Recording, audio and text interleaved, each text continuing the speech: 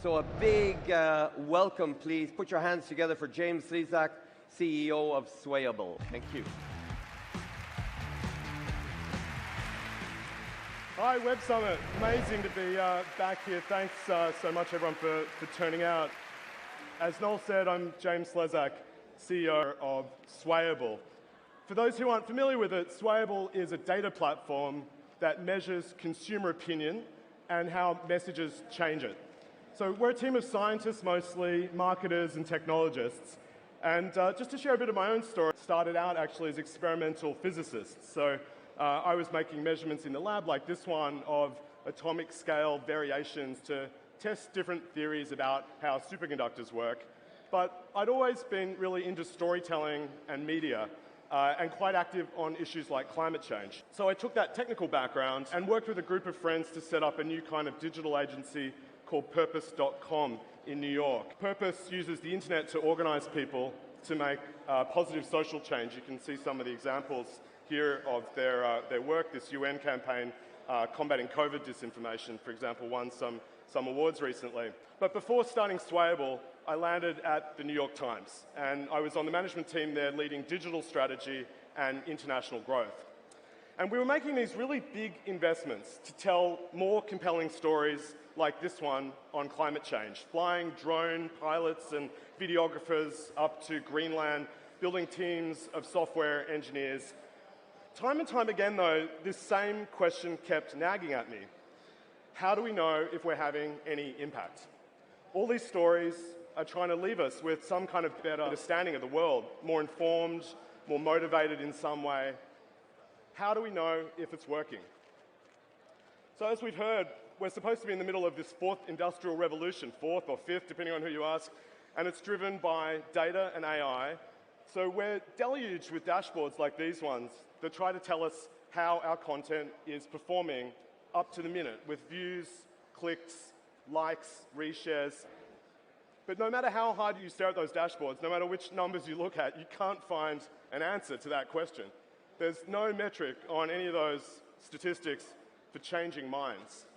Nowhere in any of those stats does it tell us how many people woke up the next morning after seeing that article about climate change and thought to themselves, I want to do something about that. So on the marketing side of the Times, we actually had a very similar problem. This is what our ads looked like when I joined the Times, based on optimizing all of that data that we got from those social and ad platforms. We had a whole team to work out. Should that rectangle be orange or red? Should the discount be 50% or should it be 40%? So on a really good day, you could squeeze out a few more percent click-through rates here or there, but that really wasn't particularly game-changing stuff. This is what the ads looked like by the time I left. So the CMO, David Rubin, who was actually just on this stage last year, is the company's first ever CMO. And since he launched this campaign just after he joined, really just a couple of months after he got there, the subscriptions of the New York Times are up 3 times. That's not the growth rate, that's the total subscriber base of the New York Times has tripled since they launched that campaign. There's really no click-through rate data that could have predicted that. But serious marketers like David understand that metrics are there to support visionary storytelling, not to replace it. Too often folks like him are in the position of having to go with their gut though, because the metrics that they're given, the things on those dashboards, measure things that are important to the ad platform, not the brand. The insight that you need to tell if a campaign like that is working is something a lot deeper. Don't just get me to click, get me to sign up for a reality-based perspective on the world. Swayable client here, the government of Iceland, fly me to the mid-Atlantic and make me jump in this volcanic lagoon, or make me stand up for something I believe in, or even just make me pick a more delicious option for breakfast. The point is that fundamentally, the goal of that kind of storytelling is to change the way that you think or feel, your attitudes or your opinions or your intent. And so that's why at its core, what it is persuasion. So when we think about the marketing funnel, our perspective on that is that you're either doing direct response campaigns where that click or that immediate conversion is the goal, like buying a t-shirt on your Instagram feed, or otherwise what you're doing, anything above that, is persuasion.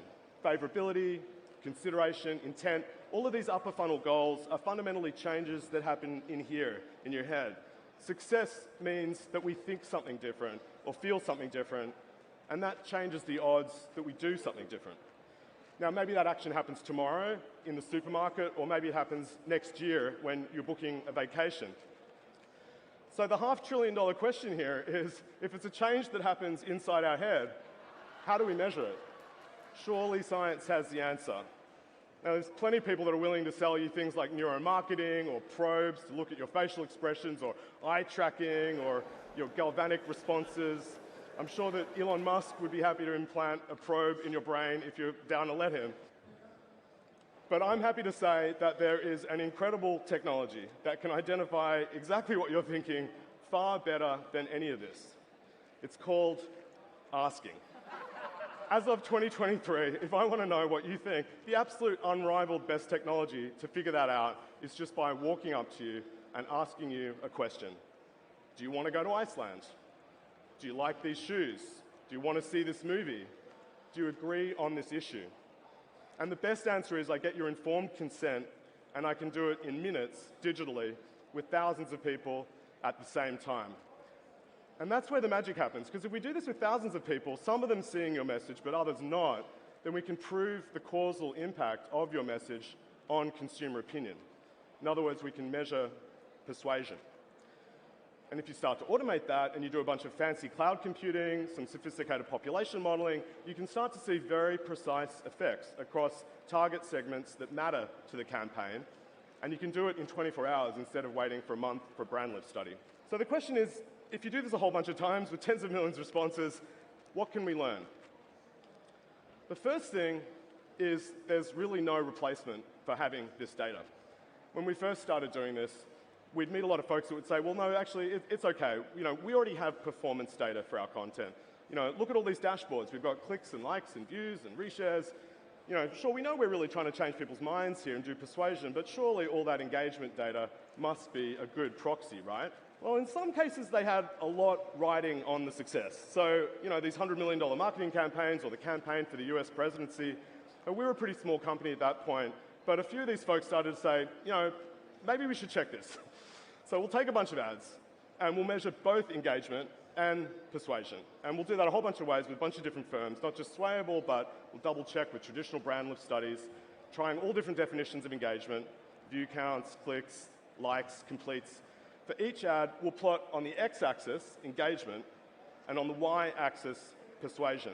So if you do that, as we did, here's what you get. So if that just looks like a whole big mess of dots, that's because that's exactly what it is. There's really no pattern there. If one thing predicted the other thing, you'd expect to get something more like a diagonal line, the x equals y line. Instead, here's one ad that has a lot of engagement, but does absolutely nothing to persuade. And here's one that's got more modest engagement, but does a lot to lift people's opinions. So we kept repeating this time and time again with some of the biggest brands in the world, and no matter how many times you do it, there's no pattern, because engagement cannot predict persuasion. That's not to say, by the way, that engagement isn't important. It's just a different thing. If this was medicine, it's the difference between the delivery of a treatment and whether the active ingredient actually works. So I should say, by the way, we're not the only ones saying this now. To their credit, the ad platforms themselves have now published peer-reviewed findings like this that say basically the same thing, which is why in many cases they've started testing their own ads with us. So when you think about it, though, there should always have been something fishy about relying on these performance metrics all along, right? Because let's say we put together a gallery of the highest performing content on the web by just looking at click-through rates. It starts to look something like this, right? This is the Sistine Chapel of engagement metrics. Kim Kardashian reveals 15 top Dogecoin secrets that you're not going to believe. Special offer, click here, buy now. So to contrast with that, I want to show you something from one of my favorite Swayable users, Paramount Pictures, where the click-through rate is actually 0 because there's nothing even to buy until January.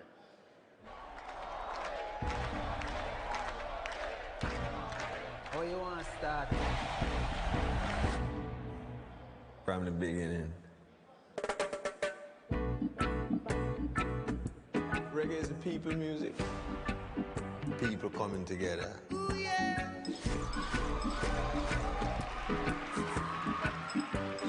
You're a superstar.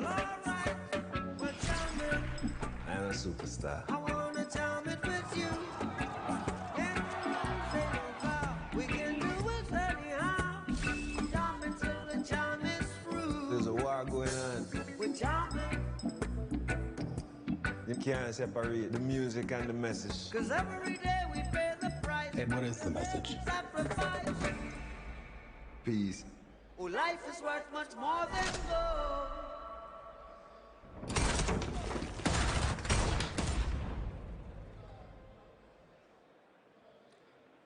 So hands up if that makes you want to see that film. Well, call me crazy, but I would call that performance. That's why we think this whole performance marketing terminology is really overdue for a rethink. People telling big stories like that have measurable performance, so we really need to reclaim this word. And to be clear, it's not usually a choice between clickbait versus cinematic masterpieces. You know, usually there's a wide range of different stories that a campaign could tell, and it just isn't obvious which one will generate the most lift. So, for example, here's two ads we could compare for the new iPhone. You can insert your card when you're ready. I think you took it out just a little fast. Reinsert it and wait till it beeps. Oh, that one was a little slow. You said wait for the beep, but There are two beeps. There's a beep, and then you're gonna wait for a beep. It's a little, you hear the difference? Try putting it in flat, like you're landing a plane. I'll count you down. 3, 2, 1. Take it out. 3, okay, 2. I got it. So that's number one. This is number two. You in my lane, you in my way. You cross that line, it ain't your day. I need my spot. Get out my way.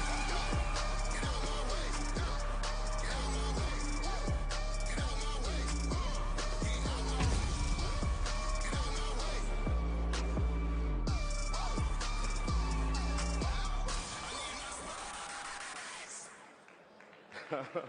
I know I just ordered one of those. It's waiting for me back home in Brooklyn.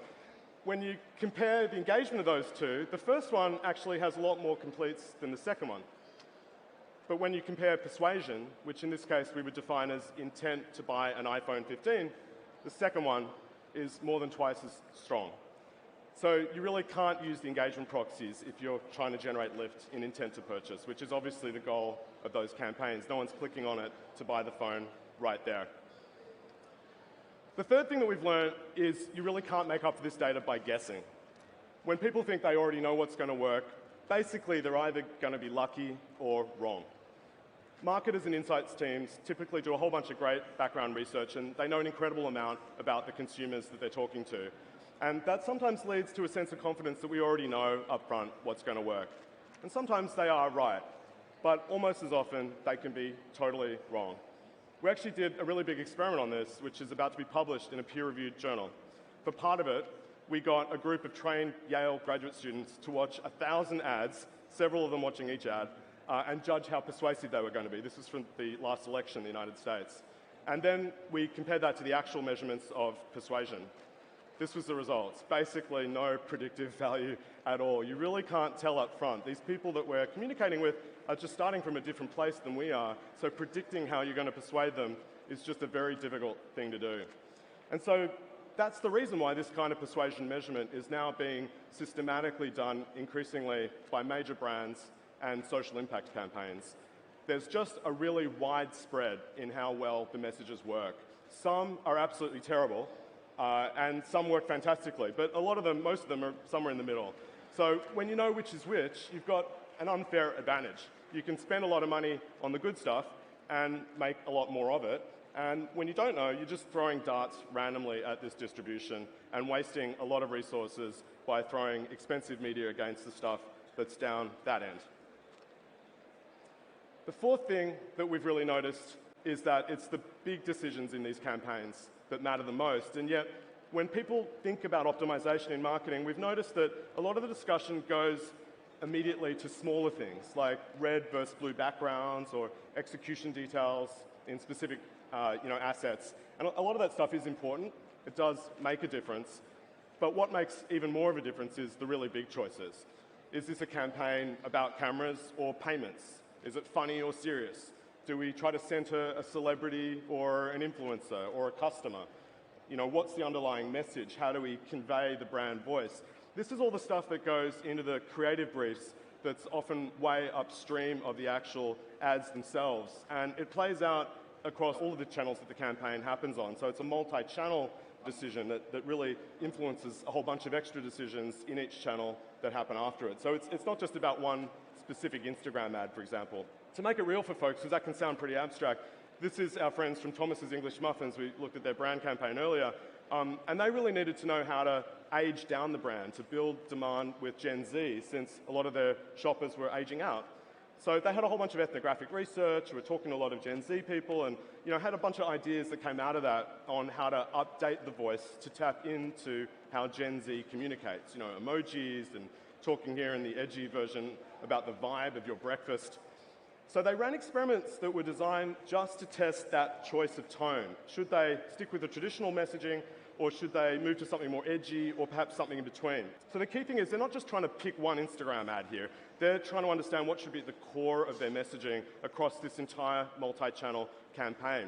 And interestingly, it turned out that there was a lot more lift, about twice as much, with their traditional and, you would argue, potentially authentic tone than any of these kind of edgy alternatives that they were considering. So by the best available evidence, when they made all those decisions downstream of this, they generated twice the lift than they would have if they'd gone with the other option under consideration. Bain & Company actually did some really nice in-store split tests to confirm that you then see more lift right down at the transaction and sales level as well. So here's one of their billboards. So we've looked at movies, we've looked at muffins, we've looked at iPhones, but my team also spends a lot of time supporting social impact campaigns that are really trying to tell the truth about something important in the world, whether that's climate or racism or democracy. And so just to give you one example of that, I'll play one last spot where the persuasion metric is intent to vote. Pay attention to what the people who claim to represent you are doing in your name. The government cannot do it alone.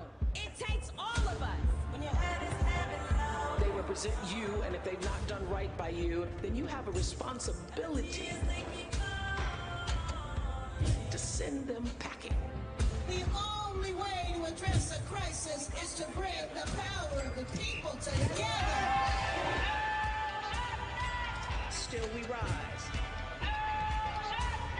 Progress is on the move. When they go low, we go to the polls. Keep your head up, carry on.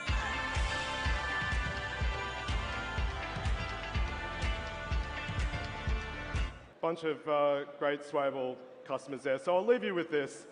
You can't improve what you don't measure. And I think all of us have a lot riding on improving the effectiveness of some of these really important campaigns.